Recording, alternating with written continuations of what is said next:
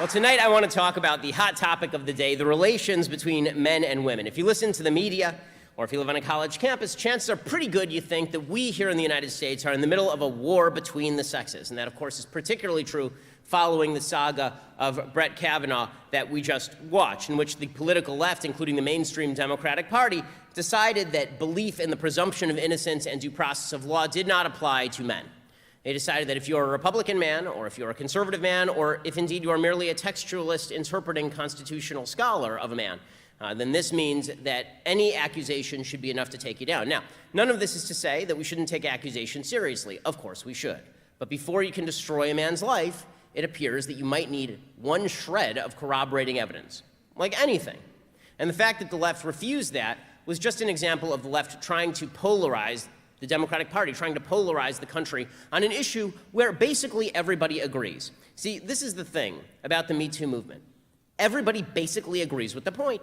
No one who is of good heart wants to see women mistreated. No one who is of good heart wants to see women who are sexually assaulted and sexually mistreated not taken seriously. We all agree with this. But the left in this country has an unfortunate habit, and that is that on issues where we all agree, the left will pick a bad example, and then when people react badly to the bad example, they will suggest that the main principle is being disrespected. So they will say, well, we all believe in Me Too. And we'll say, right, we all believe in Me Too. And then they'll say, okay, well, how about we ruin this guy's life based on an uncorroborated allegation from 36 years ago? And we're like, well, we might want, like, some evidence, please? And they go, oh, you don't believe in Me Too. If you believed in Me Too, then obviously you would want this guy's life ruined. All of this makes for some pretty ugly talk. It makes for a pretty ugly climate in the room. It's rather insane, and it's particularly insane in a society where women are treated better than any society in the history of mankind. Okay, to put America's female existence in perspective, America's females are freer, richer, more prosperous, less ill-treated than any women in the history of humankind ever, bar none. Okay, there may be an argument about whether some women are treated better in places like Norway, but that's about the only argument. Now, I want to talk tonight about the radical feminist movement, because here's the truth. The modern feminist movement, which has radicalized itself, is a disgraceful departure from the original feminist movement. I believe that I am an original feminist. Not because I'm old, but just because I believe in the principles of original feminism. I think original feminism was about certain basic rights, basic human equality, the ability for women to vote, to get any job for which they were qualified, to make decisions about marriage and child rearing for themselves. I believe in all of those things. When I was growing up, my mom was the one who worked, and my dad stayed at home with the kids. I am rather famously married to a doctor myself. I spend more time at home with my own kids than my wife does because she chooses to be a doctor. And then when she is done with her residency, she wants to work on a per diem basis so she can spend more time with the kids, and I support her choices all the way through. When she took time off with our kids, I supported it, and when she does not take time off because she wants to get through her residency, I support it, because I am essentially a feminist. But that's first wave feminism. Then came the radicals. Feminism moved from being about achieving equal rights for women to something different. Instead, feminism was turned into a fight over three chief ideas. One, men and women are absolutely identical. Not they have equal rights, not they should be treated with equal opportunity, but they are absolutely identical. There are no differences between men and women. Second, that the patriarchy, every institution of American society, the freest, best society in the history of mankind, all of those institutions are reflective of an evil patriarchal system. And finally, we need a new standard, we need new mores to replace the old patriarchal standard. So these are the three ideas. Men and women are exactly the same. The patriarchy is responsible for everything bad. Tear down the patriarchy and replace it with something new. Now, these ideas were all based on one central point, that all social wrongs are the product of power hierarchies, that all inequalities are inequities, that any disproportion between men and women in any particular sphere of life had to be due to some sort of discrimination, as opposed to free choice that manifests as disproportion. Foundational pillars of Western civilization, according to this radical feminist take, could be torn down without harming women. Such destruction would actually empower women, but that's not what happened. These ideas were catastrophically, terribly, horribly wrong. Tonight we're going to look at how radical feminism ruined the most important institutions in a functioning society, and in the process actually leads to less happiness for women.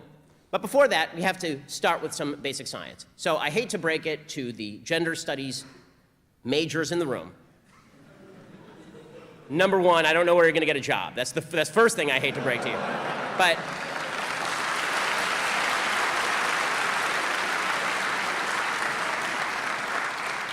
there are only so many jobs at academic journals that publish papers about dog park rape and such. But that was actually a reference to an actual paper that was published by a feminist journal. I don't know if you followed this story. It's a great story. Apparently, there are these academics who published 7 fake papers in top academic journals in gender studies. And one of them was about how dog parks and dogs humping one another was actually a reinforcement for heteronormativity. This was published in a gender studies journal. So I wasn't just making that up, okay? Here's the second thing I hate to break to the gender studies major in the class. Sex is not a social construct. Sex is not a social construct. And gender is not a social construct. Now, the idea that gender and sex are completely separate is, of course, very silly. There are certain aspects of gender, masculine and feminine, that are, of course, social constructs. But that does not mean that the vast majority of things that distinguish men from women are social constructs. That's just nonsense. Men and women, on average, are not the same. You know how I know this? Because I have functioning retinas and a functioning prefrontal cortex.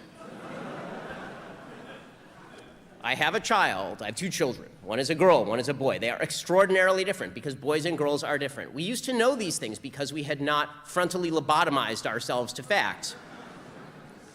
Men and women, boys and girls, they are not identical in how they think, what they desire, or how they act. They are not identical in various areas of mental aptitude. In some cases, women are stronger, and in some cases, men are stronger, or in distribution of aptitude in various fields, or in physical aptitude. Treating men and women as identical, as though they are identical, suggesting they are the same except for the penis or the vagina, is anti-scientific idiocy. When people say things like the penis is not a gendered organ, what? There's an actual push a few weeks ago for people to call vaginas front holes because they didn't want to. I mean, I can't imagine what President Trump would even say about that on an Access Hollywood tape. As Harvard psychology professor Steven Pinker says, differences between the sexes are part of the human condition. And by the way, they're a great part of the human condition. One of the nice things about life is that men and women are different. This attempt to obliterate differences between men and women, beyond being idiotic and anti-scientific, is actually no fun at all. Okay, we call average attributes and behaviors of men masculinity. We call average attributes and behaviors of women femininity. Gender studies theorists, as overpaid navel-gazers, try to separate gender from sex, suggesting that attributes and behaviors are entirely socially constructed. Of course, there may be some behaviors that are socially constructed, as I said, but to honestly believe that all gender differences are separate from sex requires that you were dropped on your head as a baby, repeatedly. Like your parents dropped you, and then they picked you up again and forcibly turned you upside down and then dropped you again on your head. Boys and girls are different. For example, many gender theorists have attempted to claim that boys and girls only like different toys because evil corporations decided that boys should have guns and girls should have dolls. Sweden has actually attempted to force boys to play with dolls and to force girls to play with guns or trucks or stereotypically masculine toys. This is silly talk. Okay, play differences between the sexes exist in rhesus monkeys.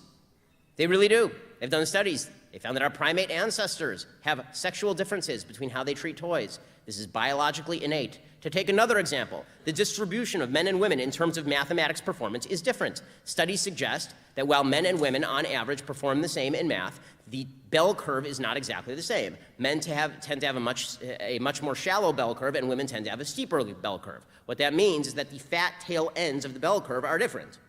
Right? So while the average can be the same, if the bell curve for mathematics IQ for women, for example, looks like this, okay, then the tail ends are a lot thinner. If it looks like this for men, the average is the same, but the fat tail ends are a lot thicker. That means you got a lot of men who are really dumb at math and a lot of men who are really smart at math.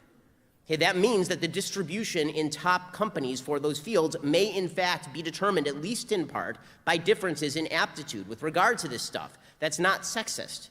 Okay, that's just reality. And that's not horrible, it's not terrible.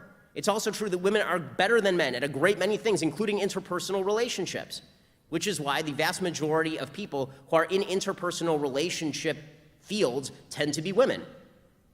And yes, Men and women differ in how they treat sex too. I know there's a big bugaboo for radical feminists. You're not supposed to talk about this. Men and women are supposedly we treat sex exactly the same. Again, have you met a man? Have you met a woman? Okay. Men are far more interested in variety and frequency than women on average. Women are far more interested in stability, comfort, and intimacy. Why? Because evolution says so. The reason evolution says so is because men are attempting to spread their genetic material, and women have to be selective about exactly whom they select to be the people with whom they mate. Because women only get a couple of shots at deciding who the dad of the baby is going to be. Whereas men can basically go out and do whatever they want. Okay, evolution drives male sex drive. It is not the same thing as female sex drive, and the idiocy that suggests it is just that. It's just unbelievably stupid. My favorite example of this, there's a very famous experiment by a couple of academics named Clark and Hatfield from 1989, and here's what they did. What they did is they got an attractive male and an attractive female, and they sent these people into bars to try and pick people up. So they had the men and this attractive man go into a bar and find all the women in the bar and say to them, "Want to come home tonight and have sex with me?" And then they had a woman go into the bar and say to all the men in the bar, "Want to come home tonight and have sex with me?" Hey, you're all laughing because you know the result before I say it. Men, because men are pigs, said yes 75% of the time. We are built to be pigs. That's what we do. That's why we need civilization and marriage to civilize us and make us better and channel all those aggressive, terrible instincts toward actually building a home and a life and defending women and building civilizations. Right? That's why we created a civilization, was to stop men from being who they naturally are. 75% of men said, hell yeah, let's do this thing. Okay, you know what percentage of women said yes to this proposition? 0. 0. No women, not a woman. Why? Because women aren't idiots about sex. Only men are idiots about sex, as a general rule, unless the feminist movement teaches them that it's actually valuable and feminist to be an idiot about sex. Then we can indulge our seamier side.